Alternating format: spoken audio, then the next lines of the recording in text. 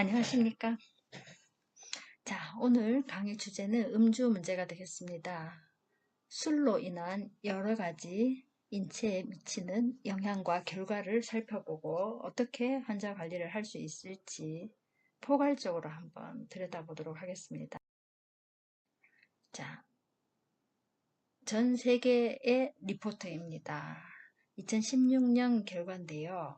세계적으로 보면 가장 많이 사용되는 술 종류는 스피리트, 센 거죠. 센 거, 양주 종류고, 그 다음에 인기 있는 종목은 맥주가 되겠고, 그 다음 와인, 그 다음 기타가 되겠습니다.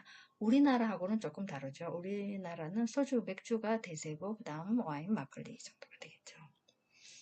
그래서 23억 사람들이 현재 음주를 한다고 합니다. 남자들은 54%, 여자들은 32% 정도에서 음주를 하고 평균 하루에 32g의 알코올을 섭취한다고 합니다. 32g이라고 보면 330짜리 병맥 3개 정도, 와인 3잔 정도, 스피리트 조그만 잔으로 3잔 정도가 된다고 하네요. 그 다음에 헤비 에피소딕 드링커는 한 번에 먹는 양이 알코올 60g 이상일 때, 그러니까 소주 한 병을 넘어갈 때 한 달에 한 번이라도 그러면 헤비 에피소딕 드링커라고 합니다. 남자는 50%, 여자는 20%가 되겠습니다. 자, 우리나라는 어느 정도일까요? 우리나라는 지금 2019년도 보면 주류 소비량이 OECD 평균보다 살짝 줄었습니다. 예전에 비하면 상당히 줄어든. 그래서 과거에 더 높았다가 여러 가지 사건과 사회적 상황에 의해서 점점 줄어들고 있습니다. 그래도 좋은 일이죠. 감소는 하니까. 자, 술이 어떤 문제를 일으킬까요? 일단 술은 죽음을 초래하기도 하죠. 그래서 어떤 식으로 죽음을 초래할 만한 결과를 만드는가 보면 알코올 유스 디스오더로 사용장애로 사고사, 술에 취해서 술 자체로 사망할 수도 있죠. 그 다음에 자살을 할 때 술의 힘을 빌어서 하는 경우도 많고, 그 다음에 암 발생도 음주로 인해서 상당히 많습니다. 그리고 술로 인한 영양실조라든가, 그 다음에 술로 많이 먹고 면역이 떨어져서 감염 질환으로, 아니면은 술과 관련돼서 주상기 문제, 아니면은 산모 사망 등을 초래하기도 하고요. 심혈관 질환을 초래도 하고, 역시 사고가 많죠. 교통사고를 비롯해서 낙상이라든가 사건 사고가 끊이지 않고, 그 다음에 소화기계, 위, 식도, 대장, 간까지 모든 병을 초래할 수가 있고, 이로 인한 사망도 초래할 수 있는 게 술이 되겠습니다. 자, 일단 증례부터 간단하게 살펴보겠습니다. 34살 여자가 왔습니다. 술을 끊고 싶다고 왔습니다. 이런 경우는 아주 많지는 않죠. 보통 끊고 싶다고 오지는 않죠. 근데 어쨌든 이분은 무슨 일이 있어서 왔고, 어렸을 때부터 내성적이고 성장하면서 대인관계 원만하고 활달하게 변하면서 어울리는 거 좋아하고, 8년 전에 결혼했고 5년 전 남편이 스키즈프레니아 병력을 가지고 있다는 것을 알고 난 후부터, 남편이 그때 발병을 했나 보죠. 그 이해하는 과정에서 힘들고 이후 우울증 발생하면서 음주량이 증가하였다고 합니다. 그래서 매일 소주 한 병 정도를 마시게 되고, 일과 중 시간이 남거나 사람을 만나면 허전한 느낌이 들게 되고, 술을 마시면 취하진 않지만 마음이 포근한 느낌이 들고, 술로 인한 펑셔널 임페어는 없지만 술을 끊고 싶고 술을 마신 다음 날에 길티 필링을 느낀다고 합니다. 이런 어느 정도 있는 문제죠. 그럼 어떻게 해서 이분이 이런 현상을 보게 됐는지 술에 대해서 이해를 쫙 해보고 다시 정례로 돌아가 보도록 하겠습니다. 자, 오늘 말씀드릴 내용은 알코올의 역사와 어떻게 우리 인체 내에서 대사가 되고 건강 문제를 어떠한 것들을 초래할 수 있는지, 그리고 진단 어떻게 하고 치료 예방까지 가볍게 다뤄보도록 하겠습니다. 아마 오늘은 선생님들이 학생으로서 나중에 환자를 볼 때 술에 대한 거, 모든 기본적인 지식을 대략적으로 파악하는 것 정도로 생각하셔도 됩니다. 술이라는 것은 사실은 거의 인류의 역사하고도 비등하죠. 문헌에 남아있는 거로 보면 기원전 5000년경부터 7000년이 넘었다는 거죠. 메소포타미아, 이집트에서 포도주를 빚었다는 기록이 나온다고 합니다. 성경에서도 구약에서 노아가 포도나무를 심었다고 나오고, 그래서 신화에서 술의 신 바카스가 나올 정도면 술이 그 전부터 아주 뿌리 깊게 있었다는 것이고, 술은 종교의식, 의학적 목적, 사교 등등 다양한 곳에서 사용이 되었습니다. 제조 과정에 따른 분류를 보면 술 종류를 보면 발효주 많죠. 효모작용으로 곡물과 과일, 벌꿀 등 당지를 사용해서 발효 과정을 거쳐서 만든 가장 자연적인 술이 되겠습니다. 알코올 함유량은 효모의 작용이니까 3에서 18% 정도가 맥시멈이 되겠고, 기타 함유 물질이 많을 거고, 맥주, 와인, 막걸리, 청주가 되겠습니다. 증류주는 발효시켜서 만든 술을 알코올 분을 만든 다음 증류시킨 것이 되겠습니다. 발효는 15%를 보통은 안 넘어갑니다. 근데 그거를 증류를 시켜버리니까 농축이 돼서 알코올 함량이 높고 기타 함유 물질이 적겠습니다. 이런 게 소주, 보드카, 위스키, 고량주, 브랜디, 진럼, 리큐르가 되겠고, 지금 시중에서 파는 일반적인 소주는 15%, 16%죠. 증류주가 거의 아니죠. 그러니까 오리지널 증류주, 소주는 안동 소주처럼 거의 40%에 육박하는 게 그런 거고, 현재 소주는 제재주, 혼성수에 오히려 더 가깝겠습니다. 그래서 발효주나 증류주에 과일, 약초, 향료 등을 첨가해서 당분을 섞어서 만든 술이 되겠고, 알코올 함유량이 다양하고 칵테일에도 많이 쓰입니다. 엔삼주가 비즈메실 중에 있겠고, 여러 가지 이거 말고도 참 많이 만들어서 마시고 있습니다. 술의 분자 구조를 다음과 같고요. 인체에서 산화하게 될 때 그람당 5 내지 6kcal 열량을 내게 되겠고요. 뉴트리션 측면으로 보면 우리가 술을 섭취하게 되면 소장에서 바이타민 흡수를 방해를 합니다. B1, B3, B6, 폴레이트, 바이타민 A를 소장에서도 흡수를 방해하고 간에서 스토리지를 억제하게 됩니다. 그래서 이 비타민들이 부족해지기가 쉽겠습니다. 그리고 공복 상태에서 건강한 사람이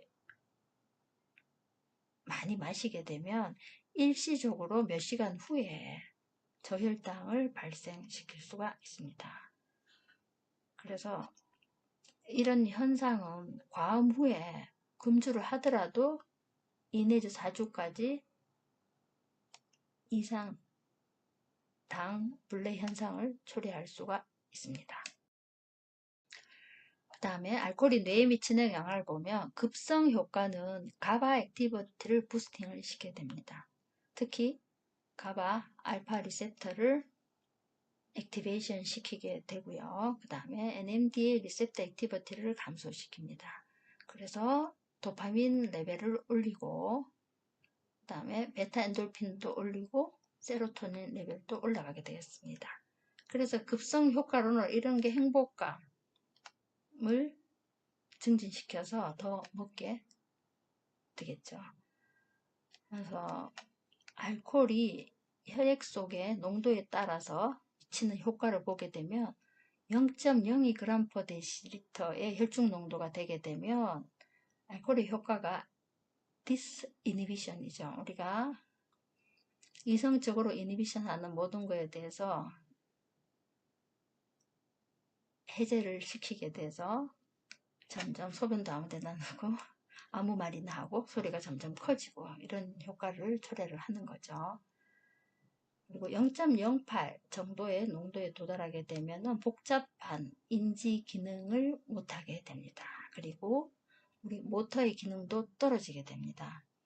0.2g/dl의 혈중 농도에 달하게 되면 이제 말도 어눌해지고 발짓자로 왔다 갔다 잘 못 걷고 쉽게 흥분하고 판단장애도 장애를 초래하고요.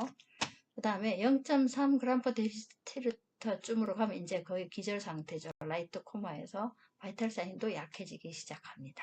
여기서 더 가게 되면 0.4가 넘으면 사망까지 초래할 수도 있겠습니다. 자, 저거는 급성으로 확 갑자기 마셨을 때 일어나는 현상들이고, 지속적으로 마시게 되면 톨러런스가 발생을 하죠. 그래서 급성으로 갑자기 마시게 되면 저렇게 톡시서티로 갑자기 많은 변화를 겪게 되지만, 만성적으로 계속 마시면 톨러런스가 발생을 해서 메타볼릭 파르마코카이네틱하게 톨러런스가 보이기 때문에 같은 농도를 먹더라도 그렇게 효과가 많아지지 않습니다. 단련돼서 간에서 에탄올 대사 속도가 증가하기 때문입니다. 그래서 갑자기 금주를 하게 되면 위드로울 신드롬이 발생을 합니다. 위드로울은 첫 5일이 가장 강렬하고요. 그렇지만 어떤 사람은 6개월까지도 증상이 지속될 수가 있습니다. 아까 급성 효과로 유포리아가 많이 생겼죠. 안티 앵자이티 걱정도 없어지고 기분 좋고 했다가 이제 위드로울 신드롬으로 술이 갑자기 안 들어오니까 이제 수면 장애, 못 자고 불안하고 안절부절하는 상황이 발생하게 되는 거죠. 그래서 알코올 중독자가 갑자기 끊었을 때는 이 위드로울 신드롬을 조심해서 다루어야.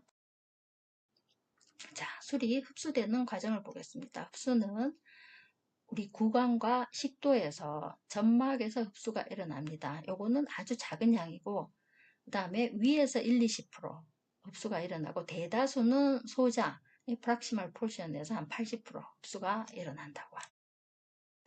그렇게 흡수가 일어나서 이제 분해는 먹고 바로 호흡으로, 소변으로, 땀으로 배출되는 게 소량 2 내지 10% 정도가 있고요.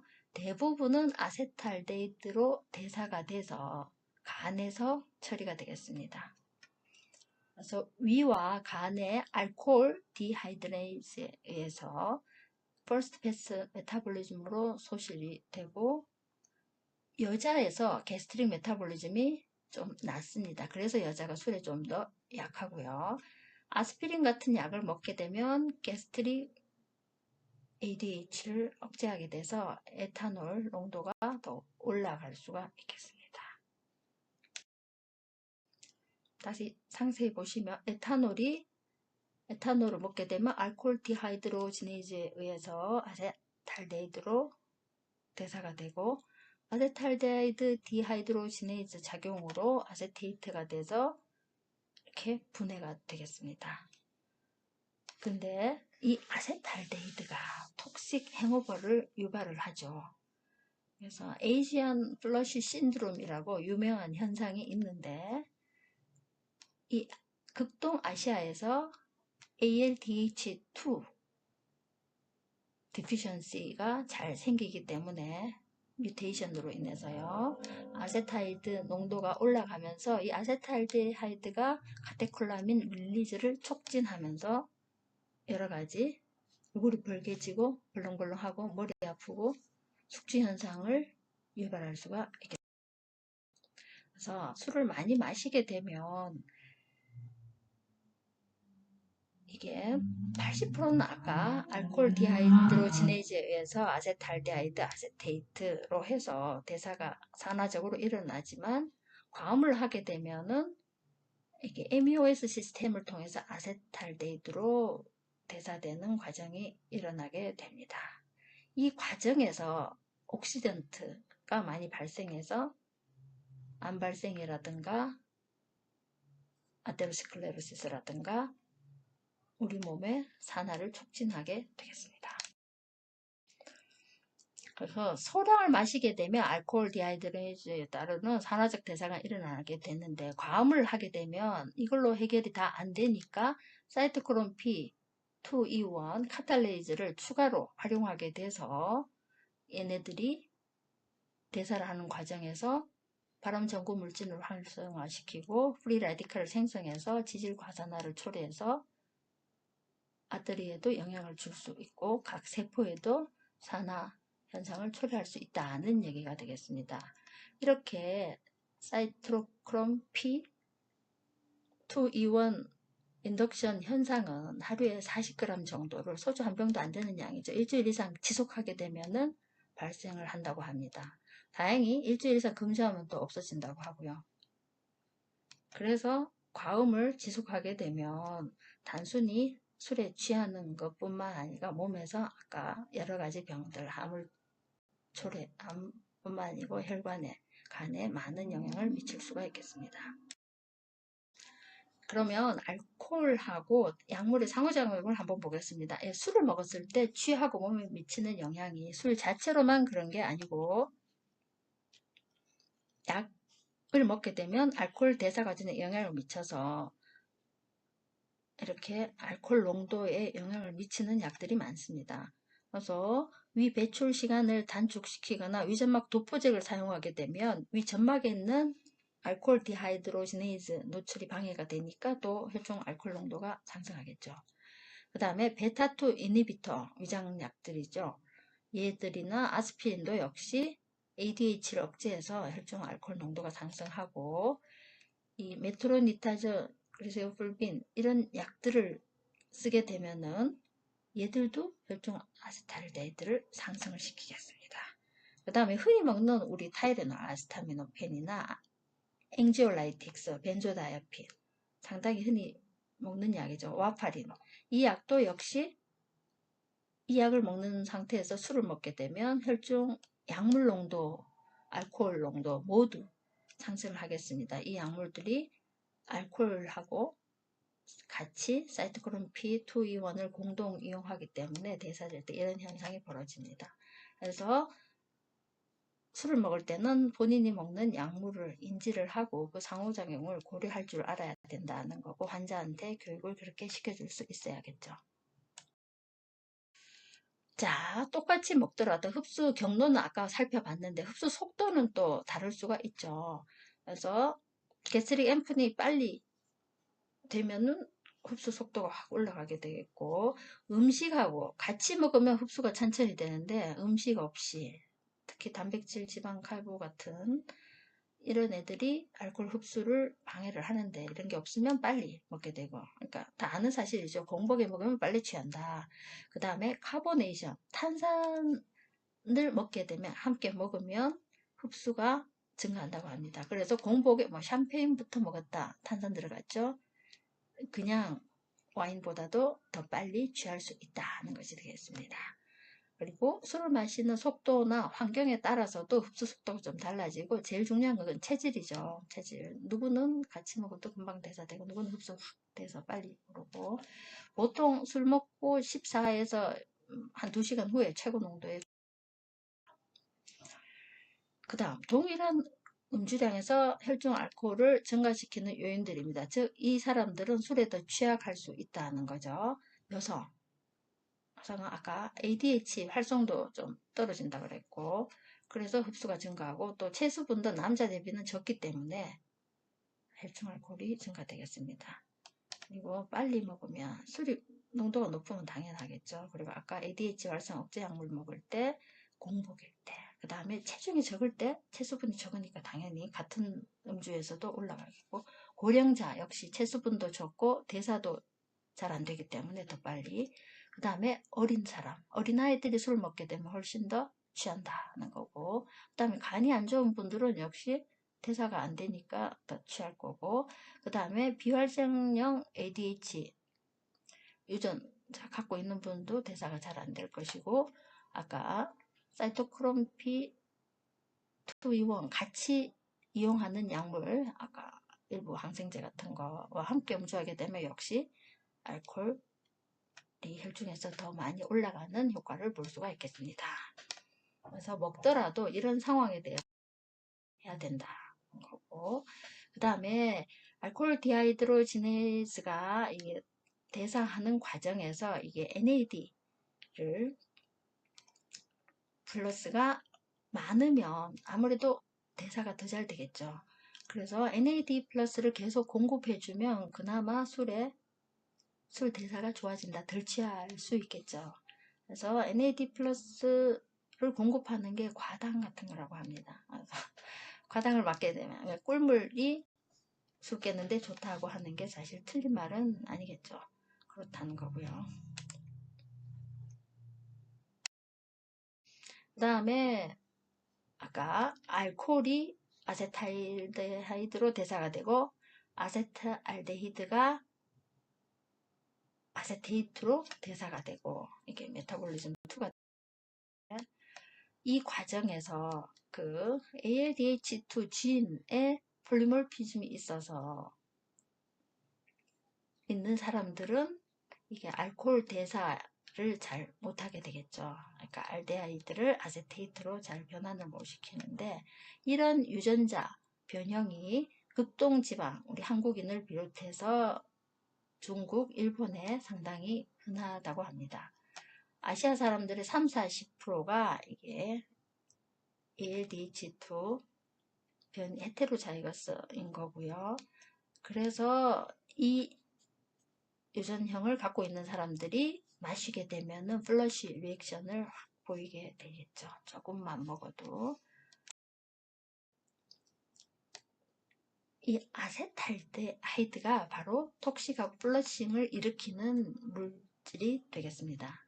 그래서 소위 숙취를 유발하는 거죠. 불쾌한 증상을 얘들이 만들게 되고, 근데 거꾸로 이 아세탈데히드가 강화 효과가 있다고 합니다. 그러니까 알코올 중독에 참 역설적이지만 힘들지만 또 중독을 일으키는 그런 물질이 되겠고,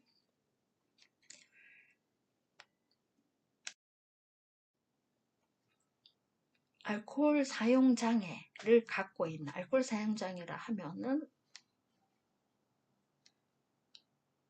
이 알코올 사용 장애의 리스크를 40에서 60% 가량이 유전적인 요인이 설명을 한다고 합니다. 이렇게 술이란 것은 아까 플러싱 현상, 홍조 뛰는 것도 유전적인 게 있고, 그 다음에 알코올 중독을 유발하는 것도 유전적인 게 상당히 많이 작용하는 것을 볼 수가 있겠습니다. 그래서 어떤 사람은 많이 먹더라도 대사가 잘 돼서 별로 안 취하는 거고, 또 어떤 사람은 아세탈데히드 어큐뮬레이션으로 얼굴 빨개지고 노자, 자율신경 이상 이런 것을 초래해서 술에 못 견디게 되는 거고, 이게 다 본인의 체질에 따라서 유전적인 성향에 따라서 크게 달라질 수 있는 게 되겠고, 집안에 그래서 알코올 중독 내력이 있다면 더욱더 술을 절대 안 해야 될 사람이라는 거고요.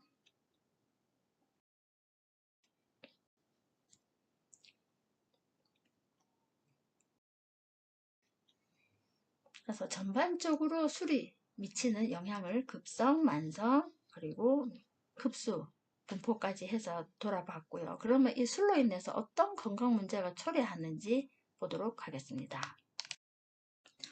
자, 건강 문제는 아까 혈중 농도에 따라서 급성으로 미치는 영향이 있다고 했죠. 그래서 다시 리뷰를 해보면 아까는 그램 퍼 데시리터고 지금은 밀리그램 퍼 데시리터로 말씀드릴게요. 30이 넘어가게 되면 감정 판단력 변화가 오게 되고 아까 이니비션이 알코올의 특성이니까 대뇌를 억제해서 감정 판단력부터 시작하고 그 다음에 100쯤 되게 되면 이제 손해를 억제하면서 운동이 안 되죠. 왔다 갔다 못 서는 그럴 수 없는 현상을 초래하고 이제 300을 넘어가게 되면 변형계가 제가 되면서 기억이 안 되고 400쯤 되면 이제 연수 억제되면서 호흡도 안 되고 혼수 상태, 호흡, 심장도 안 뛰는 현상을 초래할 수가 있겠습니다. 과음이 인체에 미치는 영향을 보게 되면 혈중 알코올은 그러니까 알코올이 올라가게 되면 중추신경이 억제되고 내성이 생긴 경우에 더 높은 농도에서 같은 증상이 생기게 되겠는데 아까 알코올이 이제 몸에 들어가면은 아세트알데히드로 대사가 되죠. 이 아세트알데히드가 또 자율신경에 영향을 미쳐서 오심구토, 그 다음에 기면 혈관 확장, 빈맥, 저혈압, 심장관계 허탈, 과호흡 등을 유발할 수 있겠습니다. 아세트알데히드는 반응성이 높아서 주요 단백질 기능을 억제하고 자가 면역 반응을 유발합니다. 세포 내 글루타치온을 소모해서 항산화 방어 체계를 약화시키고, 이 아세탈드 농도가 높으면 알데하이드 옥시데이즈에 의해서도 분해가 되는데, 이 과정 부산물로 아까 또 자유기가 또 생성될 수 있다 했습니다. 그래서 술을 많이 먹게 되면 이 둘의 효과로 인해서 혈당이 조절이 안 되게 되고, 아까 패트 옥시데이션 영향을 줘서 고중성 지방 혈증, 고요산 혈증이 흔히 옵니다. 이거는 술을 먹고 바로 영향을 받습니다. 그래서 검사 결과를 딱 봤을 때 중성지방 높고 혈당도 좀 높고 요산이 높고 하다면, 아, 술을 그 전날 최근에 먹었겠구나 유추할 수가 있습니다. 그 다음에 술을 먹게 되면 지방간 잘 생기죠. 그 다음에 알코올성 간염, 간경번증, 간암까지도 발생률이 굉장히 올라가고, 구강, 식도 인후, 점막 손상, 알코올로 인해서 가능하고, 이제 구내염, 충치, 잇몸 질환도 잘 생기고요. 그 다음에 알코올로 인한 역류성 식도염 잘 생기고, 역류성 식도염이 지속되면 발해식도로 이게 식도암 전구 상태가 될 수도 있죠. 초래 가능합니다. 그 다음에 알코올로 인한 위염도 생길 수 있고, 알코올성 췌장염이 아주 위험하고 골치가 아프겠습니다. 그리고 오랜 기간 마시게 되면 구강, 부두, 식도, 대장 용종이 알코올로 인해서 잘 발생을 할 수 있습니다. 그리고 허혈성 뇌졸중, 출혈성 뇌졸중 모두 다 발생이 올라갑니다. 그 다음에 알코올로 인한 부정맥 잘 생기죠. 그래서 심방세동, 알코올성 심근병증을 잘 만들 수가 있고, 오랜 시간 알코올릭스들은 마지막에 베르니케 코르스코프 증후군 치매 올 수가 있겠습니다. 그리고 여성이 가임기 때 술을 많이 마시게 되면 불임 잘 오고, 술을 마시는 상태로 임신을 하고 유지를 하게 되면 태아 알코올 증후군이 잘 올 수가 있습니다. 그리고 술로 인해서 장기적으로 하면 아까 바이타민 흡수 대사에 영향을 미쳤었기 때문에 만성 신경병증을 초래할 수도 있습니다. 각 장기별로 보면 술이 신경계에 미치는 영향을 보면, 일단은 블랙아웃을 초래하죠. 그렇죠. 0.02g per 데시리터 농도가 올라가게 되면은 이제 블랙아웃, 기억이 안 난다 현상이 발생하고요. 그 다음에 제일 흔한 증상은 수면 장애가 되겠습니다. 잘 자려고 먹는데 입면은 살짝 도움이 되지만 유지의 장애가 있습니다. 한두 시간 자고 계속 자다 깨다 할 수가 있는 거고, 그 다음에 술을 먹게 되면 인후 근육을 이완시켜서 코골이가 발생을 합니다. 그리고 수면 무호흡이 악화가 되고요. 그래서 60세 이상 남자 알코올 사용장애 환자의 75%에서 수면 무호흡 현상을 보인다고 합니다. 그리고 술을 먹으면 아무래도 판단이나 코디네이션에 장애가 생기죠. 그래서 잘 넘어지고 잘 다치게 되고, 음주운전 위험하게 되고, 그 다음에 행오버 다음 날까지 계속 구역 고갈구토, 피로감 등이 아세탈디히드로 인해서 느껴질 수가 있겠습니다. 전체적으로 고용량의 알코올을 섭취하게 되면 신경계에 미치는 영향이 아까 페리페럴 뉴로퍼시 가능하다고 말씀드렸고, 바이레터하게 럼니스, 팅글링, 파레테디지아 등등으로 호소하게 되고요. 알코올 사용 환자의 10%에서 볼 수가 있다고 합니다. 그 다음에 세레벨라 디제너레이션이나 아트로피를 보이게 돼서 걸음걸이 이상하는 현상도 1%에서 관찰될 수 있고, 그 다음에 500명 중에 1명이 베르니케 코르사코프 신드롬으로 이제 아탁시아 엔세팔로퍼시 또 보이고, 암네지아 현상을 볼 수 있겠습니다.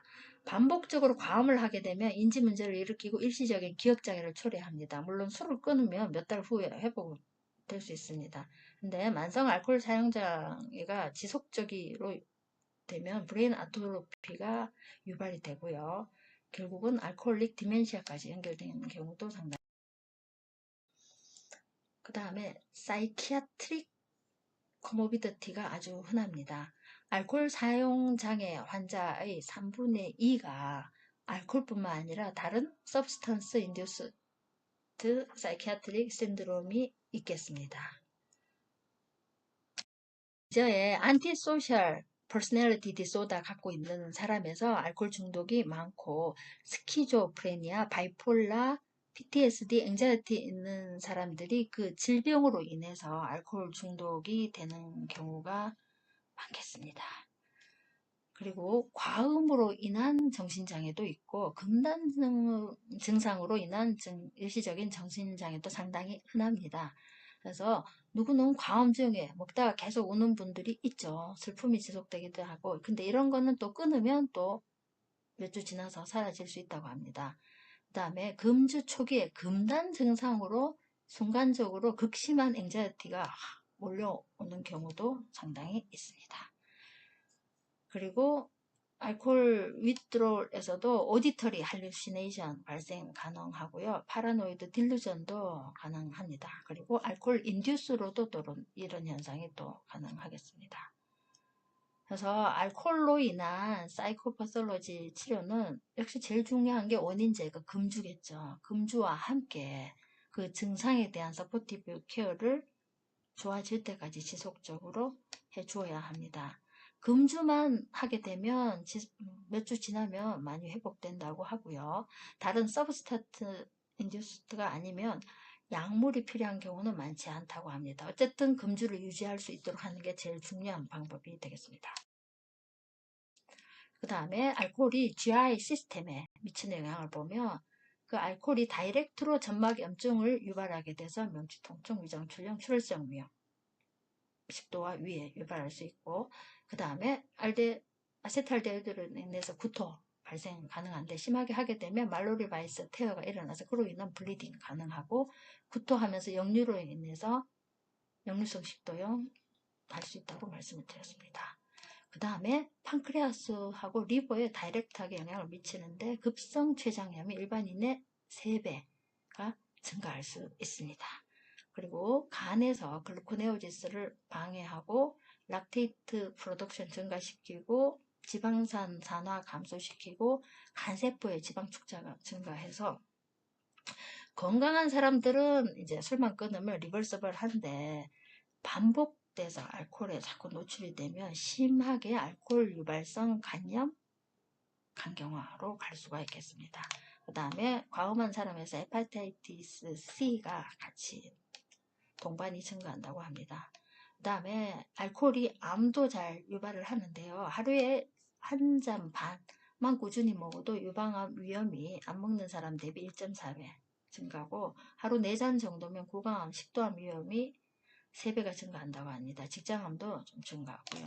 그 다음에 하루 7잔 이상이면 각종 암 확률이 5배가 증가하게 되겠습니다.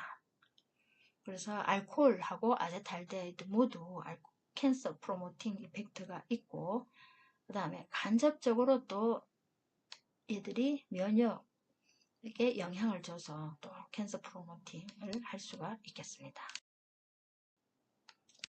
알코올이 헤마토포이에틱 시스템에도 영향을 주죠. 헤비 드링킹을 하게 되고 특히 엽산이 부족한 경우에 RBC 사이즈가 늘어납니다. MCV로 표현된 MCV가 증가하고요. 그 다음에 만성적으로 과음을 하게 되면은 WBC, 백혈구 수치도 떨어집니다. 그러면서 감염에 취약하게 되겠죠. 그리고 마일드하게 트롬보사이토페니아도 가능합니다. 이런 경우 금주만 하면 또 해결이 된다고 합니다. 완전히 간경화가 상태가 되지 않는 이상은 회복 가능하고요. 그 다음에 심혈관 시스템에도 영향을 주는데 급성으로는 술이 마이오카디알 컨트랙틸리티를 감소시키고 페리페럴 바조 다일레이션 유발해서 혈압 떨어뜨리고 보상성으로 심박출량이 증가하게 되겠습니다. 그래서 쿵쿵 벌렁벌렁 하는 느낌 올 수 있고 어질할 수 있겠죠. Exercise induced increase가 알코올이 제니토 유리터리 시스템에도 영향을 주겠습니다. 그래서 청소년기에 과음을 하게 되면 생식 기능 발달이 저하가 되겠고 임신 중 음주는 아까 둘 다 태반을 통과해서 피탈 알코올 스펙트럼 디소더를 초래해서 심하면 피탈 알코올 신드롬, 심하지 않으면 출생 체중 저하, 지능 감소, 과활동, 인지저하를 초래할 수 있게 되었습니다. 치료는 다 금주겠죠. 남자가 만성적으로 과음하게 되면은 이렉타일 커패시티 저하되고 테스티큘러 아트로피 오고 스펌 카운트가 줄어든다고 합니다. 여자가 만성 과음을 하게 되면은 WBC 줄고 무혈경, 불임, 자연유산 위험이 증가하겠습니다. 알코올 사용 장애 환자 절반 이상이 스켈레탈 머슬 위크니스가 있습니다. 근소실이 있기 때문에 이게 만성적으로 술 때문에 안 움직여서 그럴 수도 있고 알코올로 다이렉트리 그럴 수도 있는데 이거는 금주에도 해결이 완벽하지 않을 수 있겠습니다. 그리고 알코올 중독의 경우 칼슘 대사 이상, 골밀도 감소, 골절 위험이 증가하겠고 코티졸 증가, T4 감소, T3 감소 등의 호르몬 변화도 일어납니다. 금주 한 달이면 이런 현상은 없습니다. 그 다음에 이제 아까 신체적인 이상을 정리를 했었고 이제 알코올 관련 장애의 분류, 정신적인 것에 대해서 좀 다뤄보도록 하겠습니다. 알코올 사용 장애는 의존이 있고 뭐 남용이 있고 알코올 유방 장애는 중독, 금단 증상, 알코올 인톡신 상태에서 딜리리움 현상, 금단으로 인한 또 딜리리움이 있고 알코올 인더스트 치매가 있고 인더스트 지속적인 암네스틱 기억상실이 있고 사이코틱이 있고 기분장애 있고 불안장애, 성기능 부정, 수면장애, 기타 등등 알코올 관련 여러 장애가 이제 음주 문제의 진단을 해보도록 하겠습니다. 자, 문제의 정의는 위험 음주하고 적절 음주가 되겠습니다. 사실 과연 적절 음주가 있냐고 하는데 예, 암 차원으로 보면 소량의 음주도 결국은 암을 유발한다는 데이터가 최근에 많이 나오고 있습니다. 과거에는 한두 잔이 심혈관 질환에 좋다 이런 말도 있었지만 최근에는 한 잔도 좋지 않을 수 있다는 쪽으로 데이터가 더 나오고 있네요. 어쨌든 하자더스 드링 보시도록 하겠습니다. 어떤 게 해가 되는 음주냐? 그러니까 명백하게 해가 되는 거는 WHO 정의에 따르면 하루 3표준잔 이상의 알코올을 섭취하거나 아니면은 한 번에 5잔 이상의 알코올 섭취를 적어도 주 1회 하는 경우에 이거는 위험 음주다고 보고 있습니다. 다른 기관에서는 알코올 어뷰즈 앤 알코올리즘에 대한 내셔널 인스티튜트죠. 미국 기관인데 여기에서는 남자의 경우는 주에 14드링크 이상을 하게 되거나 아니면은 한 번에 4잔 이상 초과를 하게 되면은 위험 음주다. 여자의 경우는 그거의 반. 일주일에 7잔 초과하게 되면 위험 음주고 아니면 한 번 먹는데 3잔을 넘어가면 위험 음주다고 정의하고 자, 아까 표준잔이라고 말씀드렸죠. 이게 표준잔이라고 하는 거는 뭐든 간에 한 잔. 모든 알코올은 그 잔이 있죠. 그 잔, 한 잔에 든 알코올을 그러니까 표준으로 표현을 하는 게 되겠습니다. 사실 이 표준잔이라는 게 문화마다 다 좀 다릅니다. 그렇죠. 어떤 나라는 잔이 작고 어떤 나라는 크고 한데 어쨌든 미국 표준잔이 제일 많이 쓰이니까 표준잔을 보면은 이게 14g인데 1온즈가 1g 1온즈가 29g이 되겠습니다. 거의 2표준잔이 되겠죠. 그래서 일반 맥주 360cc 정도 되는 게 지금 한 표준잔이 되겠고 와인의 경우 5온즈 같으면 150cc 정도 되는데 이게 한 표준잔이 되겠고 그 다음에 양주 같은 경우에 45ml 정도가 되겠습니다. 그래서 표준잔이 뭐냐? 아까 말씀드렸듯이 나라마다 조금 다르지만 어쨌든 이 술은 이 잔에 마시는 그 한 잔을 대략적으로 지칭하는 말이다 하는 게 되겠고요. 이렇게 다르다. 아까 미국은 14g이지만 한 잔에 UK 같은 경우는 영국은 8g 정도로 아주 약하게 보고 있습니다. 우리는 어떠냐? 우리는 보면 원래 소주 한 잔이 제일 표준이었죠. 옛날에는 소주 한 잔이 참 지나면 20%였는데 그래서 360cc 한 병이면 56.5g 정도 됐는데 요새 점점 약해지고 있죠. 그렇고 그 다음에 카스캔 같으면 355짜리 그게 12.5g이 되겠습니다. 대충 맥주 카스 하나가 한 잔 정도니까 우리는 12.5g 정도로 생각을 하면 되겠죠. 그래서 한국인의 위험 음주량은 뭐냐? 그래서 우리도 표준 잔에 준해서 보고요. 남자 성인 같으면 한 번에 헤비는 한 번에 7잔 이상 먹는 거고, 아니 주에 한 잔, 주에 토탈이 7잔 넘어가게 되면 과음이라고 하게 되는 거고, 폭은 빈지 드링킹은 한 번에 4잔을 넘어가는 게 되겠습니다. 여자의 경우는 한 번에 3잔을 넘어가면 빈지 폭음이 되고, 아까 여자와 노인들 모두 체수 분량이 적기 때문에 혈중 알코올 농도가 빨리 상승한다고 했습니다. 그래서 더 적은 잔에서도 알코올 효과가 크기 때문에 빈지 기준이 이렇게 줄어드는 거고요. 과음 기준도 마찬가지가 되겠습니다. 그러니까 여자 노인인 경우는 여자라서 적은 것과 또 노인이라서 적은 걸 합해서 한 주에 2잔만 넘어가도 이게 헤비 드링킹이 되겠습니다.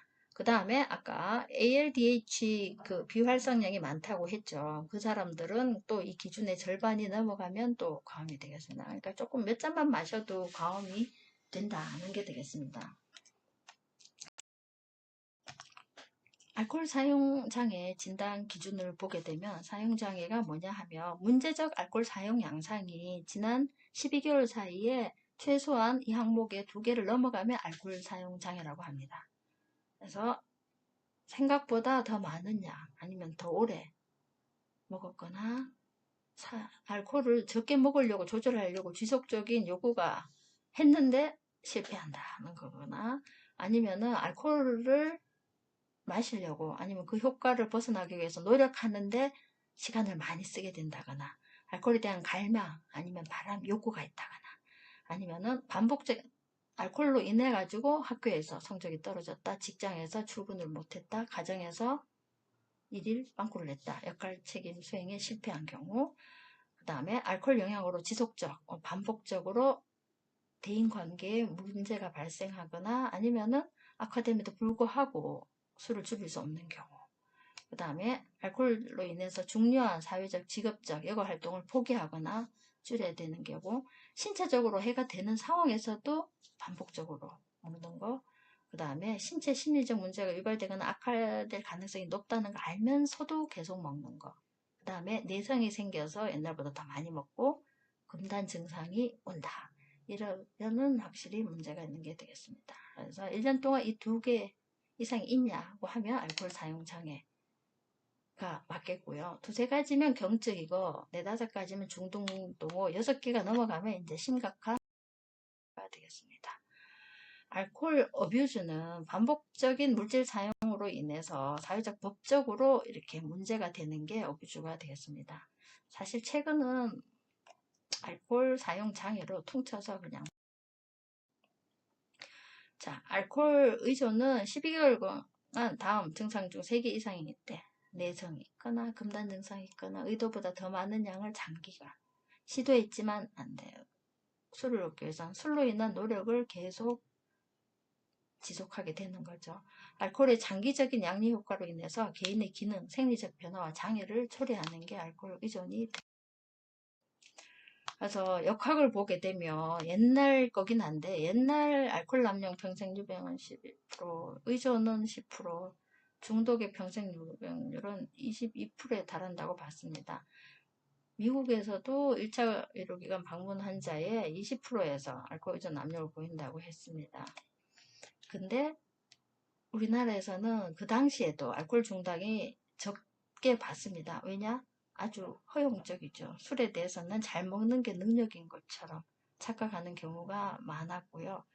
서울시 지금 알코올 중독 진단 기준을 적용한다면 사실은 엄청 많은 사람이 알코올 중독 유병률을 보이는 것으로 보입니다. 근데 이게 1984년이고요. 현재는 이게 많이 줄었습니다. 다행히 문화적으로도 그거를 이제 허용하는 문화가 많이 줄고 회식 문화 등 많은 노력을 거쳐서 아까 2015년부터 좀 줄었다고 했잖아요. 그래서 다행히 이 알코올 문제 유병률도 줄고는 있지만 여전히 우리는 술과 친한 문화라서 술로 인한 다른 건강 문제들 아닙니다.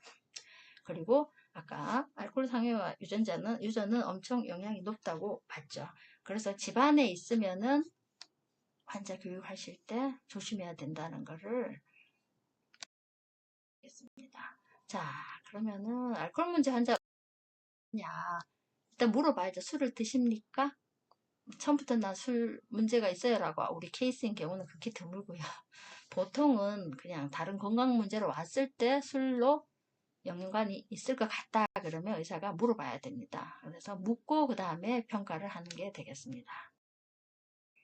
그래서 술이나 다른 와인이든 뭐 맥주도 우리 같으면 소주든 술 드시나요? 먹는다 이러면은 지난 한 해 동안 여자 같으면 4잔 이상, 남자 같으면 5잔 이상 한 번에 드신 게 몇 번 정도 있습니까? 로 물어서 스크린이 간단하게 그 다음에 말을 안 하더라도 사실은 보통 말을 안 하는데 우리가 여러 가지 단서로 의심할 수 있는 게 많습니다. 우리가 병력 청취를 하게 되기 때문에 그래서 음주운전 교통사고 경력이 있거나 계속 다친다거나 그 다음에 새로 갑자기 혈압, 위험, 췌장염 등이 보인다거나 설명되지 않는 간기능 이상 그러니까 AST가 ALT보다 더 높다거나 아까 MCV 증가했다, 감마GTP 간기능이 올라갔다 이러면은 알코올 문제를 시사하는 중요 소견이 되겠습니다. 그리고 우울증이 있다거나 기분장애, 최근에 실직했다, 별거했다, 트레머가 있는데 다른 이유가 없어 보인다, 상보유정한 출혈이 있다, 낙상, 사고, 가정폭력, 부부 불화일 때 알코올 문제를 의심할 수가 있다. 선별검사는 가장 많이 쓰는 게 알코올 유스 디스오더 아이덴티피케이션 테스트라고 오디트를 가장 많이 씁니다. 9개 선분으로 하는 거 많이 쓰고 KG도 4개 짧아서 많이 그래서 오디트는 WH에서 19819년에 개발한 도구고요. 총 10문제 중에 위험 음주 관련, 의존 증상 관련, 해로 음주 관련 4문항해서 10문항으로 물어서 그 다음에 3번 폭음 문항 관련해서 각 문화에 맞게 잔수를 변형해서 사용할 것을 권고하고 있습니다. 그래서 우리나라 같으면 일단 아직은 소주가 제일 흔히 먹는 주류이기 때문에 소주 농도로 바꾸었습니다. 그래서 술 마시는 횟수 전혀 안 한다 해서 주 4회 이상. 그러면은 한번 마실 때 어느 정도 마시냐 양을 묻는 거죠. 그래서 소주의 경우는 한 번에 뭐 한 병 안 되게 2병 정도, 2병 반 이상. 기타 다른 이렇게 물어서 양을 일반적으로 측정을 하게 되겠고 그 다음에 이게 빈지죠. 한 번에 폭음. 술자적에서 한 병을 초과하거나 맥주 5캔 이상을 마시는 횟수는 어느 정도입니까? 이렇게 묻고요.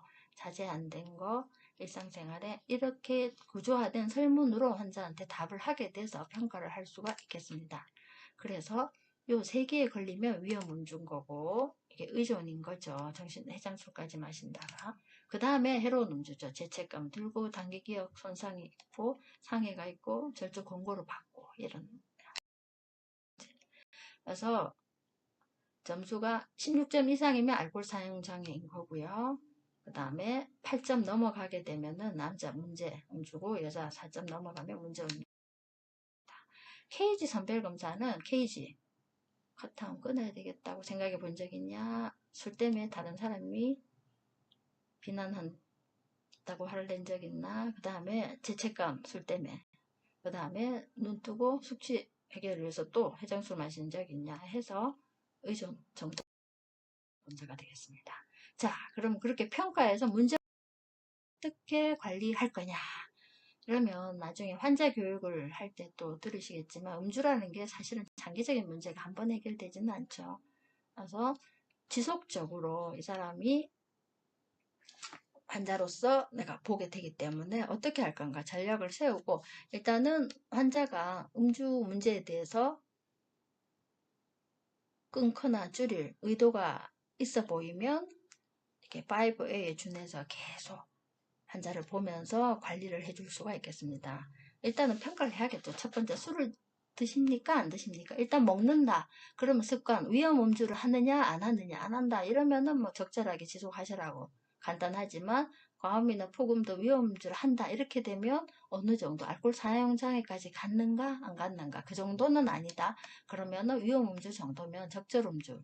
할 수 있도록 하고, 사실 일정 기간 단주하는 게 좋고, 그리고 당장 신체 합병증을 평가해서 동기부여 상담을 해주고 거기에 맞게 치료하는 필요가 있고, 사용 장애가 있다 이렇게 되면 계속 단주를 권고하면서 여러 가지로 환자를 끊을 수 있도록 도와주는 게 되겠습니다. 그 다음에 동기부여 상담도 할 수가 있겠습니다. 그래서 피드백을 해주고, 술로 인해서 이런 문제가 있다 알려주고, 결국은 이런 문제는 술로 인해서 생긴 거다.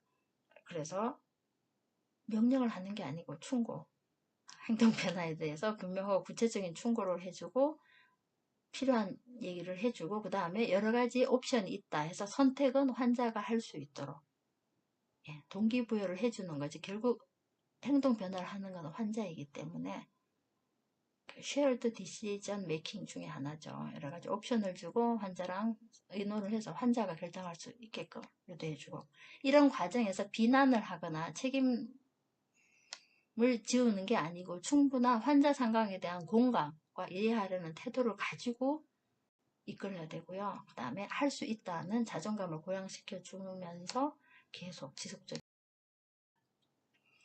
됩니다. 그래서 이렇게 다양하게 거고, 약물도 급성 중독일 때는 이런 약물을 쓸 수 있고, 금단 증상일 때는 아까 벤조다이핀 써야 되고, 왜냐하면 경련 위험이 높기 때문에. 그리고 바이타민 부족으로 인해서 이걸 보충을 해줘야지 됩니다. 그리고 증상에 따른 여러 가지 치료를 하게 되고, 그 다음에 음주 충동에 대해서는 일단 금단 기간 동안 음주 충동 강화를 차단하는 한갈망제를 날트록신, 아캄프로세이트 등을 사용할 수가 있겠습니다. 그리고 참 술이라는 게 굉장히 힘든 거라서 이게 단주 모임이라든가 가족, 지역사회, 단체 여러 가지 도움이 될 수 있는 거를 알려주고 연결해 주는 거라고 합니다. 그래서 전반적인 알코올에 대해서 말씀을 드렸고요. 아까 첫 증례도 이거 리뷰해보고 다시 한번 보시기 바랍니다. 알코올 문제가 어느 정도 있는 분인지 한번 평가를 해보시고요. 긴 시간 수고하셨습니다. 알코올은 이게 전부가 아니고 시작이기 때문에 관심 있는 분들은 더 공부를 해보시기 바랍니다. 감사합니다.